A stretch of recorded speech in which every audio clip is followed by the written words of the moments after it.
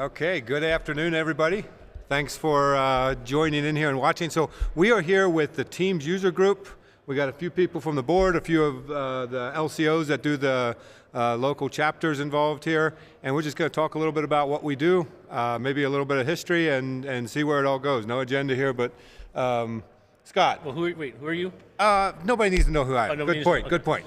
I'm Wendell Martin. Does anybody else need anything else? Wendell Martin. My day job is Landis Technologies, and I've been on the board here for several years, and like to see it coming back to life after COVID again, I guess. Yeah, definitely. And I'm Scott Rendell, probably the newest board member, and I don't know, mid-level LCO. I run New York Metro, and just, it's been a challenge coming back after COVID. I mean, those first few meetings were light.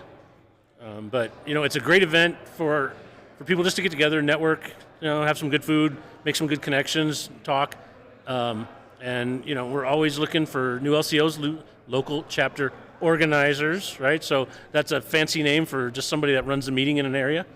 So if that interests you, reach out to us. We're always looking for new areas. We do actually have quite a few underserved areas, and it's a great time. It's a great event, great way to meet people. But, we've also got Eric Marsi with us, who's also on the board. Eric? Awesome. Of course, remote control's not working. That's great. Come on. Is it going to cut? Yeah, Eric's with us. He's busy. There we go. He's on this side of the camera for the first time. Producing and attending. He's trying to figure out that remote magic. Yeah, so my name's Eric Marsi. I'm a Microsoft MVP and also the Director of Content Technology for the National Teams User Group. I've been with the user group since 2016. And never thought I'd really be in this position today, but here we are, 8 years later. So real quick, Michael Tressler, chapter organizer, Tampa Bay. Two of the board members. All I've heard so far was food and networking, and then you said content. What am I missing as a viewer? What actually happens at a Teams users group? I'll go. So we have 3 presentations. Generally it runs about 3 hours. Of course, we wouldn't be doing ourselves any good if we didn't at least talk about us and our sponsors. So we have corporate sponsors that help fund it. We are a 501c6. It's a fancy name for a nonprofit, industry nonprofit. But we do a What's New in Teams. So when you come here, you can expect to find out, over the last quarter or so, what new things have come to the Teams. World. Thank you, World. Thank you. What new features, things like that. Sorry, just completely. Okay, ecosystem. Ecosystem. That single. What's new in that single pane of glass? So there's always a what's new, and then we just, and it sounds a little weird, but we as the user group community pick a technology and we focus on it and we do a presentation on it. It's generally level 200 to 300, so it's not introductory level. It's a little deeper because typically our standard attendee is a technical person, IT person, but not always. I've had school teachers come in. I've had, believe it or not, doctors, entrepreneurs come in, people that have never used Teams, didn't know anything about it. So it's an educational event, but it's a networking event as well. And outside of the intro into what's new in Teams, we always do a new technology that is related to Teams. For example, one that's closely related but not exactly Teams was backup and restore, the Microsoft 365 backup and archive. Right, we talked about here not too long ago. We did a co-pilot session, yeah. Right? We've got contact center coming and a few other features. So some really neat stuff. Always try to keep it current and up to date. And it puts you in, you become part of a community that you can make new connections in your local area because we try to keep these localized. And I suppose the last thing I'd want to say is we try not to do these online because we want people to attend in person. Yep, and a lot of the content that we come up with comes from attendees making suggestions. So yes, thanks for giving us letting us know what we're doing here. So go ahead. Got a few of the LCOs, local chapter organizers. Why don't we start over there? Well, yeah, go ahead. I already told you. Tampa Bay. So you are. Okay. Yeah, so I'm Chris Hinch. Just started up the Greenville chapter, Greenville, South Carolina, because it was an hour and a half to drive up 85 to go to the Charlotte one, and didn't really make much sense. So we're starting one up in Greenville. We're going to do the first one in June. So Greenville, South Carolina. Go Greenville. Yeah. Yeah. Right. Then I'm Ryan Clabaugh. I get the privilege of addressing Seattle, the Portland, and the Boise markets, and get to fly out to each of those locations once a quarter, and get to facilitate the local chapters and work through the content, and it's a great time. So you would, I think, hold the honor of the busiest LCO. Oh, absolutely, yeah, definitely. Right, that's a big area. You clearly got that one. I'm also That's Eric. I'm also the new guy, so I think that just kind of comes Yeah. with the So territory. Eric, you do a few chapters too, right? Yeah, so right now I just do Columbus. I was doing Columbus and Cleveland. With the closure of the Microsoft office there, it's kind of caused some issues, and having that Cleveland chapter. But it is something that I'm working on restarting. So if you are from Cleveland, Ohio, we are going to be restarting that here soon. So stay tuned. Also, if you're from Cleveland, if you've got a place to host a meeting. Yep. If you have a place, great. Let me know. Yeah. Contact us, TeamsUG.com. And by the way, I have hosted meetings. I've been the LCO in Nashville, Tennessee, and Tampa Bay, in a bar, a German society, a library, Microsoft offices. I think that's it. Sounds like a In a bad bar. joke setup. So we just spun up Atlanta, right? Atlanta's back. So for those of you in Atlanta, look forward to seeing you guys there.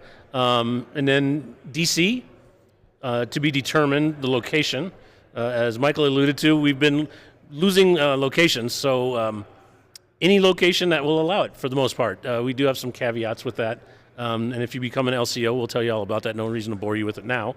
But yeah, we're just looking for that space. Sadly, we are not allowed to buy beer during the event. So at the bar, I'm like, here's all the snacks. But you have to pay for your own drinks. We'll pay for the Coke. That's one limitation. And yeah, sorry, What type of Coke? A cola. cola, right. A cola. A pop. Pop, there you Pop. go. It's pop. No, it's pop. There you go. Right. And one thing I also want to mention is that if you look at our website, we have a new locations tab on the page that shows all of our 28 locations we have across the United States now. If there is an area that you live and there is not a location near you, and you want to run your own event, feel free to reach out to us. We're always accepting new LCOs and looking to add new locations and grow the user group. And so I think that'll be something that'll be beneficial for the user group and also for your local area. So how do they reach out? Is there a default email address? So you can either go to board@teamsug.com or and send an email there, or you can go to the TeamsUG website and fill out the contact us form, and one of us, I'm going to blame Scott.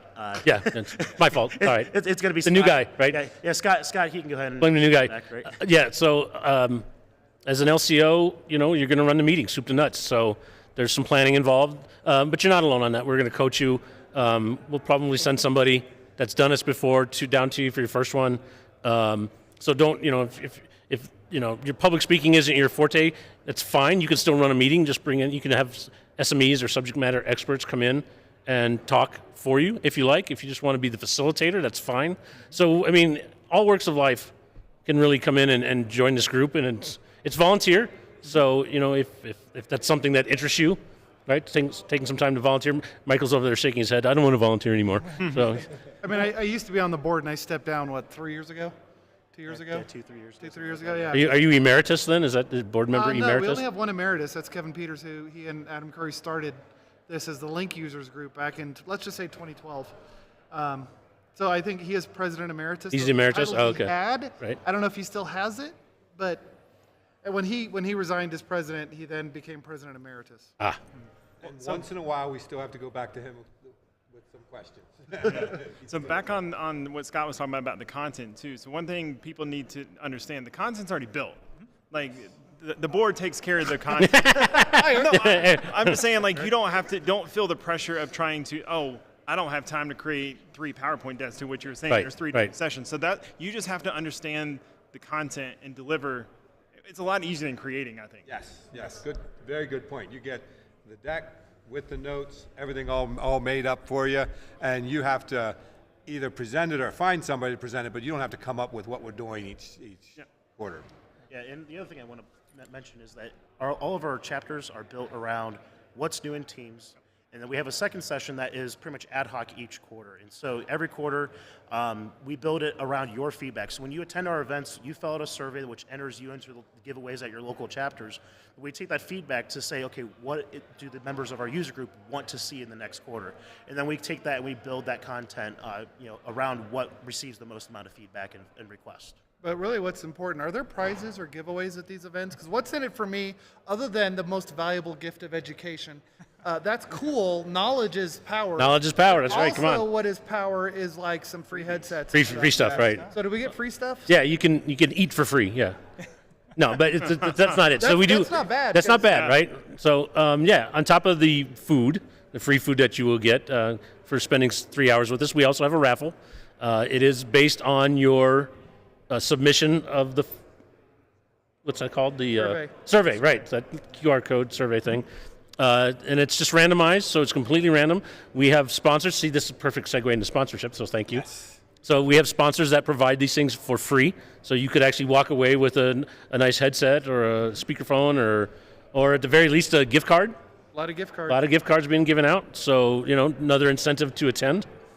And, it gives you a chance to get introduced to sponsors that show up as well. So let's talk about our sponsorship for a minute. There's a yearly monetary spend from our sponsors. And I'm not going to get into that here, but let me tell you what you do get as a sponsor. And I think this, and I'm not a marketer, but I always like this pitch. Your name, your slide, 28 locations, 4 times a year for X amount of dollars. And that's got to be worth something. 28 locations and growing as well. 28 locations, right. So think about that, and you I figure. didn't know South Carolina had a Greenville, so that's how we're growing. There you go, right there. So yeah, think about that for a minute. Averaging 10 to 20 attendees. So, times 28 times 4 is your name, your logo, somebody else talking about it for you. That's right. Yep. So there is a monetary value there, which we hope to realize, from that, and that money goes into paying for the food, right, amongst other things, and just paying for things like I was gonna say our that banner. was Our banner was not free. somehow I wasn't. Zoomed out there a little. Somehow I wasn't in the pictures, so well done. Well, yeah. We're actually got Scott up there I'm somewhere. buried down here, which is probably a good place for me. But and sponsorship's a yearly thing, right? So it's a one time a year. So when you're making your budget things, and it's relatively cheap. I mean, I think it is. I know what the number is, but we can't share it here. But reach out to the board at TeamsUG if you're interested in becoming a sponsor, and then generally you'll find us at these events. Teams User Group, Enterprise Connect, because we are U.S. based, so we're not at like CommsVerse or CommsWorld or whatever the other ones are. But On CommsVerse. sponsors, can you talk about maybe some of the sponsors that you have? Yes. Hold up the banner, right? Oh, there you go. So we got Ribbon, Bandwidth, Landis, Yealink, EPOS, Audio Codes, and of course Microsoft, and there was one other one that just got added. Neat. Neat. That's neat that they're Neat. No, it's the knights who say neat. So those are people that have sponsored already, and a lot of those have been on for a number of years and seen the value and continue to re-up every year. Cause Yeah, and I was bringing that up because they all have good products, right? So you're talking about giveaways. So you're not going to walk out with some kind of throwaway gift. These are like cool things that you're going to get. Yeah, I mean they're definitely usable. They're teams related. Yeah. Right, like a speakerphone or a puck, or the status light. Right, I think we gave status lights out one time, which was pretty cool. Actually, funny story. I had a homeless person show up at mine and won the status light. status. Yeah, exactly, right? I don't even know what color is that. Probably don't want to go there, but yeah. No, it was kind of funny. So in New York, from time to time, you will get a person who's rather street savvy follow a group in, listen to what they said, and said, "Oh, I'm with them." I'm sure that's how this individual got in, and I don't have a problem with it. They were welcome to it. I mean, Good lunch, they were nice lunch, nice meal, won a product. The power of knowledge. And they have the power of knowledge, right? That young You're now person's a program probably manager at probably Microsoft. yeah, exactly right. Yeah, right. What was that? The secret of my success? Michael J. Fox just walked. They put him in the mailroom, and he got himself an office, and right, and just kind of worked his way up. Yep, that could happen. As we digress. So so we bring this back to the actual user group here a little bit. So we're looking Shut up, for Scott. So. a few things to keep in mind. So number one, if you do anything with Teams, use it, implement it, whatever, you'll want to find the closest chapter and attend every quarter, because there's a lot of knowledge and a lot of networking that gets there. If you want to, and there's nothing else in your area, and you want to be an LCO, we're looking for more people to start new chapters and to get that. And that's a low commitment, like we were talking, but you got to just organize it. I mean, in all honesty, 3 hours a quarter, maybe 4? in total, just coordinating and setting things up. Times 3. Well, yeah, or times 3, which equates to his full-time job now. So. So if you use or work with teams, you want to find the closest chapter or make a chapter close if you want to be an LCO. And if you sell any products at all related to teams, you want to be a sponsor because it's like laser focused on your customer, whoever that is. What I'd suggest also is if you're on the cusp or considering being an LCO, it's okay not to know, right? One of the really cool things about the user group is it's a community event. And it's a group of like-minded individuals that come from all facets and verticals. And if you have a question or they have a question, you air it and we talk about it, and you don't have to know everything. So jump on. It's Or, fun. you could start like I did as a helper. Yeah. Right? Just, you don't have to make the full commitment as an LCO, but if you're, an SME and you want to jump in, do a couple of sessions or whatever, work with your local chapter organizer and eventually get there, right? And I think a couple of us have done it that way. Yep. Well, and to Ryan's point, like, because you're an LCO, you get access to the meetings that you guys hold. So, like, to his point, if there's a question you just don't know, you're going to be invited to meetings where, to Brian's point, like, my first one was last week, and I was on there. I was like, this is actually very useful, and I even know what you're talking about, and it's still useful for me because it's just good info. Yeah. And one of the, kind of how my journey started with the user group is, I had an interest in Skype for Business, came to the first one in Cleveland. Shout out to Dustin Miller if he's somehow watching this. Dustin. Yeah, good Dustin. And he's kind of one of the reasons why I got interested in the user group and everything. But around 2019, right before vNext, I had been attending the user group every single quarter, and I had found out that I would be a speaker at vNext. Those during a time where I really wasn't known in the industry or anything, and I wanted to practice public speaking because I've never done it. And so I talked to Dustin. I was like, hey, do you mind if I speak on one of the sessions of the next user group? He's like, more than happy to do that for you. So, through that, just asking to help out, introduced me to public speaking. And so then when I showed up here at vNext, I'm not going to say I was perfect, but, I was at least a lot more. I was at that session. I was at least more prepared than, I would have been. And it's just because you asked. So if you have that local chapter, LCOs are usually, I'm not going to say everyone, but but every LCO really will be, helpful and really willing to, help share that responsibility and so forth. So. Thanks for not calling me out as the one who's not helpful. Appreciate the anonymity. I think that's Okay, it. so I think that wraps find it a up. chapter, organize a chapter, or sponsor, whichever fits you best. And, Participate, yeah. That's right. And if you're already coming to a user group meeting, tell your friends, tell your loved ones, tell somebody, everybody. TeamsUG.com. Yep, TeamsUG.com. Thanks, everyone. Awesome. Thanks all. Thanks. Thanks all.